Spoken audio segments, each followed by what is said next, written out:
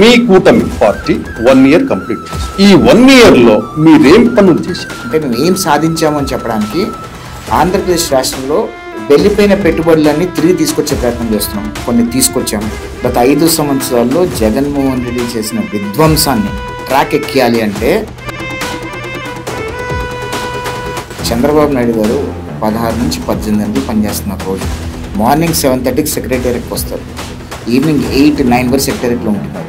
అవన్నీ ఫలితాలన్నీ కూడా వచ్చే 3-4 years మనకు కనిపిస్తాయి. అవన్నీ కూడా ఈ 1 year లో ప్రజల నుంచి మీరు తీసుకున్న ఫీడ్బ్యాక్ ఎలా ఉంది? నేను ఒక విషయం చెప్తానండి, జగన్మోహన్ రెడ్డి జీవితంలో ముఖ్యమంత్రి కాలేడు.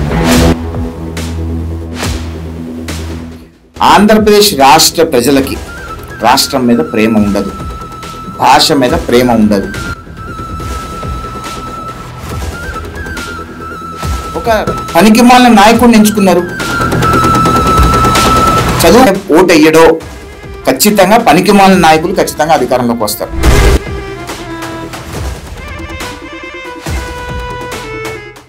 ఓట్లకు చంద్రబాబు నాయుడు డబ్బులు ఇవ్వడు అన్నారు. అంటే మీరు ఎలక్షన్స్ లో ఎప్పుడు కూడా ఓట్ల కోసం డబ్బులు ఎప్పుడు పంచలేదా? మీరు పంచుతాం, అది ప్రతి రాజకీయ పార్టీ పంచుతారు, పంచుకుంటే ఏముండరు.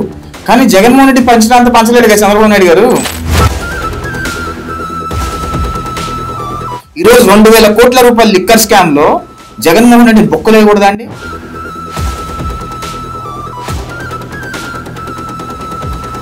ఒక వ్యక్తి చచ్చిపోతే ఆయన విగ్రహానికి దండేయడానికి వెళ్ళటానికి 20-30 వేల మందితో ఎందుకు వెళ్లాల్సిన అవసరం ఉంది? దేనికి అవసరం ఉంది? జగన్మోహన్ రెడ్డి చంద్రబాబు నాయుడు గారికి నక్కకి నాగలోకానికి తేడా ఉంది.